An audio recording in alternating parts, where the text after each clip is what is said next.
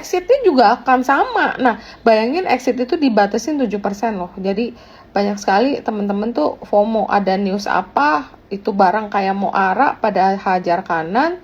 Begitu dipakai sell on news sama beberapa seller juga, turun, nggak bisa exit. Nah itu yang mesti perhatiin.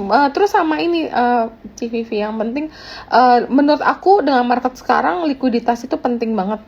Beli saham yang likuiditasnya itu memadai, jadi jangan beli yang tipis-tipis, karena kalau ada berita dari luar yang tiba-tiba berubah, yang tadi nggak bagus, tiba-tiba keluar berita jelek, likuiditasnya tipis, aduh susah deh, itu langsung nggak ada buyer, kita buang mesti berapa papan ke bawah, dan itu pun belum bisa keluar dari posisi itu. Jadi yang liquid ya, kalau mau aman ya main big names ya, mungkin kalau mau aman Kompas 100 cari aman. Kalau mau, kecuali sangat yakin ada cerita penting, ada cerita katalis yang bisa merubah semuanya, itu masih oke. Tapi kalau cuman yang barang yang ya ada momentum play sesaat, aku sih menghindar. Dan aku juga nggak berani ngajak orang masuk kalau yang cuman ada cerita tapi tanpa aku nggak tahu nih, nanti takutnya nggak bisa exit. Saham itu orang selalu mikirnya cuma masuknya doang kan, padahal yang paling penting tuh exitnya. Exit plan kita itu di mana, mau exitnya kapan. Nah itu kalau kita mengajak orang masuk, kita juga mesti mikirin orang lain itu exitnya bagaimana. Jadi kadang-kadang aku nggak ngikut kalau barang-barang yang memang aku nggak tahu gitu. Mungkin gitu ya. Jadi bahan itu sama volume ya, sama likuiditas gitu. Ya, mengawali lebih mudah daripada mengakhiri ya, Bapak Ibu ya. Jadi dipikirin kalau belinya segini saya keluar mesti berapa papan gitu. Kalau memang pengen banget beli lotnya yang kecil lah, disesuaikan, jadi buang kiri beres. Nah itu kurang lebih kayak gitu ya. Nah terus ya mesti ingat juga ya Bapak Ibu, kalau saham turun rame-rame, naik sendiri-sendiri ya. Jadi kalau pas turun semua bisa ARB bareng gitu. Tapi kalau naik sendiri-sendiri, nah itu bedanya apa? Supaya yang bagus sama yang kurang bagus itu bedanya nanti gitu rebound. Yang bagus dari ARB cepat-cepat bangun karena yang bayarnya ada, masih minat sama itu saham. Yang bagus itu apa? Yang fundamentalnya bagus, yang ada story, yang ada perubahan valuasi, itu katalis ya. Jadi kalau lagi ARB ya, kalau kita tahu cerita kira-kira ini udah masuk nilai harga kita, yaitu boleh cicil beli. Tapi kalau nggak yakin, sistemnya buat jual beli, tunggu likuiditas sampai ramai supaya bisa keluar waktu ada rally ke atas. Nah itu strateginya kurang lebih mungkin saat ini kayak gitu. Jadi lebih rewel kita ke sahamnya, nggak semua dibeli, masih selektif ya. Karena nyari duit. Kalau dulu kan asal ganteng kenalan, nah sekarang jangan. Diteliti dulu gitu, ini gimana nih kelakuannya gitu ya. Nah kalau dari Pak Hendro, gimana Pak Hendro? Oke, strategi trading saya, ya ini saya coba disiplin ya. Jadi memang IHSG itu sebagai direction kita lah ya. Jadi kalau saya sekarang memang saya bilang tadi, karena IHSG-nya sudah menunjukkan tanda-tanda demam dan agak sakit, jadi ya saya keluar dulu lah sebagian. Dana yang ada saya paling gunakan sebagai fast trade aja, ya trading cepat aja. Yang Kak cerita bilang tadi, kalau udah waktunya ya terus saya kumpulkan, ya mau rugi, mau cuan, mau apa, udah buang aja, sell aja. Kalau emang udah ngerasa waktunya jual, ya jual dalam keadaan apapun. Paling sekarang saya mencoba untuk fokus ke RI, ya ini lebih ke arah ilmu jalanan sih, nggak ada ininya sih, nggak ada teorinya gitu. Jadi memperhatikan kebiasaan RI. Nah sekarang saya fokus beberapa saham yang lagi RI aja. Sisanya sih paling fast trade aja. Karena sampai IHSG-nya menunjukkan uptrend lagi, baru mungkin saya akan gaspol. Nah, masalah gini Ci, terutama yang newbie ya, termasuk saya dulu, bahwa berhenti atau mengurangi porsi itu susah loh buat orang-orang yang biasa trading tiap hari. Nggak gampang. Saya tahu karena saya pernah ya been there done that gitu ya.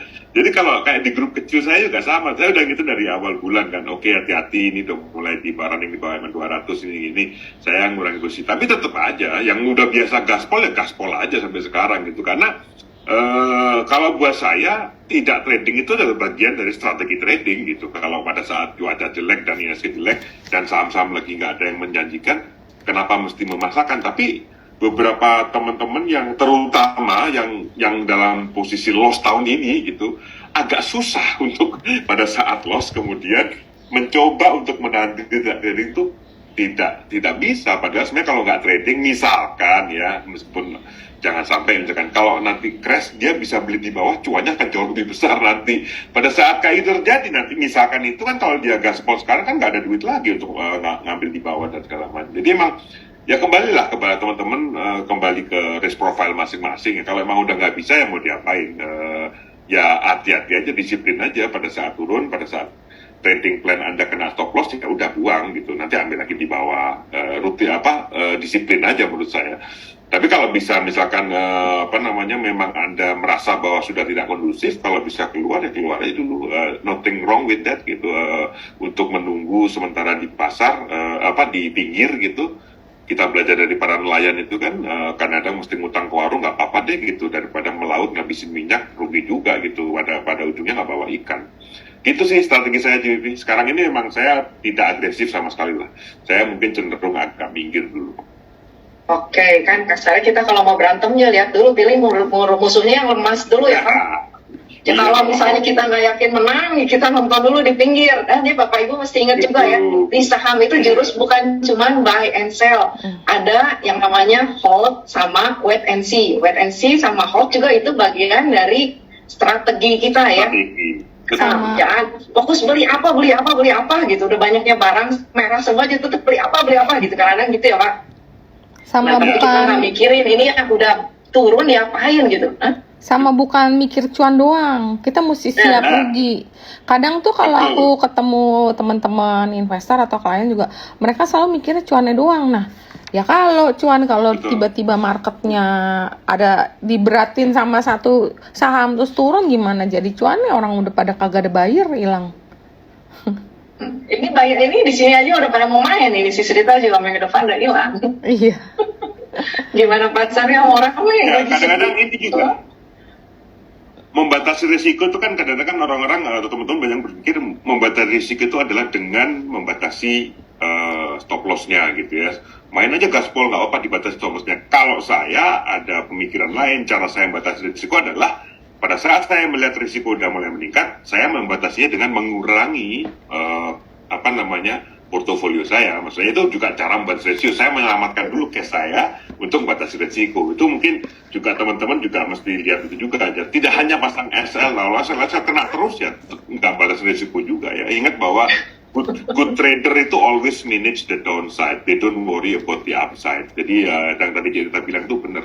Kita tuh mesti mendahulukan sebenarnya risikonya dulu. Jangan mikir cuannya dulu. Mikir cuannya dulu, waduh berat. Karena kalau pas turun nggak dijual juga. Karena mikirnya tetap aja cuan ke atas terus gitu ya. Bawa ke bawah begitu minus 30% baru nanya, sebaiknya saya cut loss apa saya hold gitu.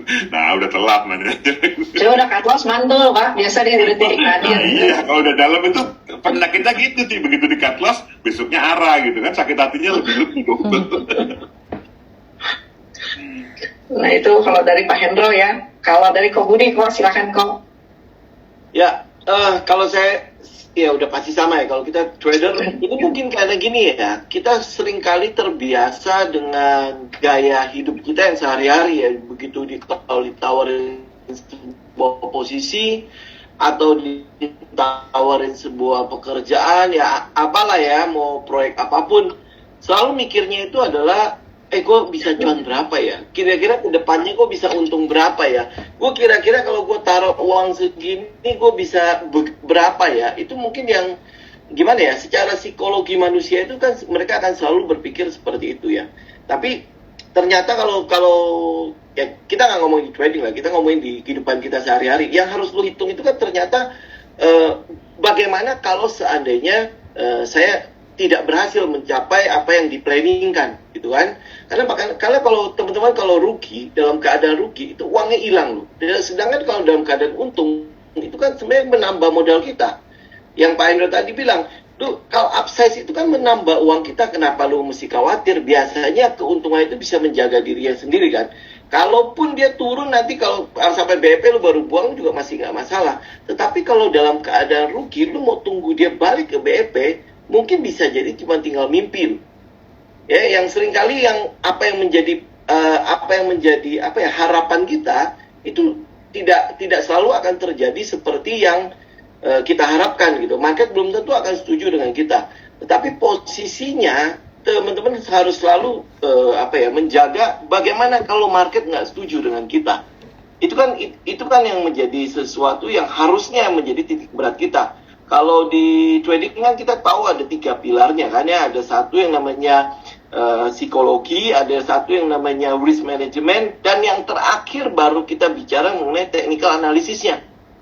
Gitu. Nah, yang sering kali dilakukan adalah yang penting teknikalnya. Gue depanin teknikalnya dulu. Oh, kalau misalnya ini udah ada peluang untuk masuk, blek gitu kan, langsung masuk aja. Tetapi mereka lupa untuk melihat psikologi market pada saat itu seperti apa. Yang saya bilang, market direction buat kita adalah raja dari segala halnya. Kalau bicara teknikalnya bagus, mau sebagus apapun teknikal dan fundamentalnya, saat market directionnya seperti ini, lu mau bagaimana? Kita bisa lihat sendiri kan bagaimana fundamental saham-saham yang bagus juga keseret turun gitu loh.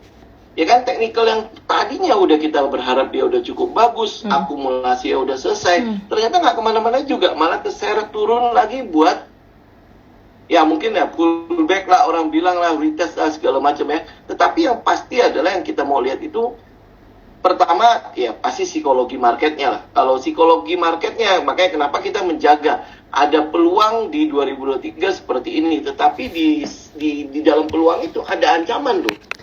Kalau di ilmu manajemen kan ada analisa SWOT kan, lu mesti tahu strength-nya. Ya, kita tahu strength-nya seperti apa, weakness-nya juga harus tahu di mana, opportunity-nya, peluangnya di mana, ancamannya di mana. Kita nggak mesti jelas itu semua kan. Kalau buat saya sih untuk membuka sebuah posisi kurang lebih seperti itu, sama kayak kehidupan kita sehari-hari. Lu mau terima sebuah pekerjaan, lu mau terima sebuah proyek, yang lu hitung itu semua kan. Ya kan, kalau misalnya dia resiko ini bisa gue tanggung nggak? Kalau gue bisa tanggung ya gue jalan. Berarti kan ada reward yang lebih besar daripada risikonya gitu. Ya, ini mungkin kalau ya saya cuma melengkapi aja. Dan kalau market directionnya nggak bagus, hold cash itu juga sebuah posisi. Memegang cash itu adalah sebuah posisi. Orang seringkali trader seringkali menganggap bahwa kalau lu menjadi trader yang profesional, maka lu harus bisa belayar mau di cuaca buruk, mau di cuaca jelek pun lu harus bisa mengarungi itu gitu kan. Tapi kalau buat saya, daripada kita cuma membuktikan cuma buat orang bilang flexingan gitu ya. Oh, ini market jelek pun gue bisa loh dapat untung segala macam. Saya lebih baik enggak. Kenapa? Karena resikonya terlalu besar pada saat market sedang jelek untuk kita melakukan trading. Ya, kenapa enggak gue tunggu aja market lagi bagus-bagusnya baru kita trading. Ya, banyak mungkin ya termakan oleh sebuah konotasi bahwa trading itu akan menjadi cepat kaya dan sebagainya, sehingga yang mereka lakukan, action mereka itu tidak mencerminkan bahwa trading yang sesungguhnya seperti apa.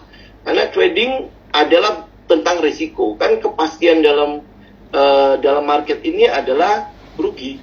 Udah pasti kalau lu cut loss itu rugi, udah pasti habis. Untung itu belum tentu.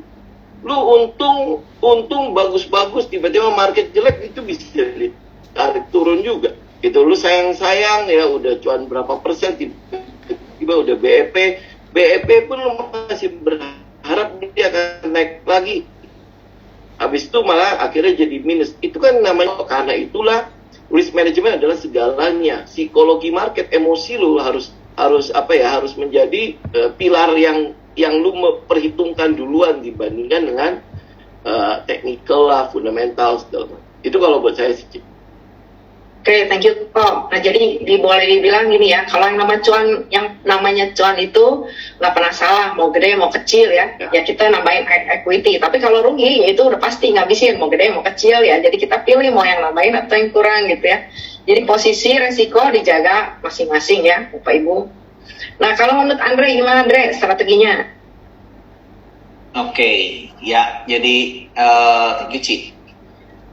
Saya setuju ya buat teman-teman semuanya cerita Pak Yanto sama Ko Budi. Berarti kita kan mengedepankan untuk resikonya dulu ya. Nah, balik lagi kan, kalau saya ukur resikonya tuh dari fundamental ya, dari fundamental perusahaannya saya beli itu resiko saya sedalam gimana sih gitu kan, dan upside saya sejauh mana sih gitu. mbahnya investing itu kan Benjamin Graham ya. Benjamin Graham ini mendefinisikan investing itu harus ada 3 katanya tuh.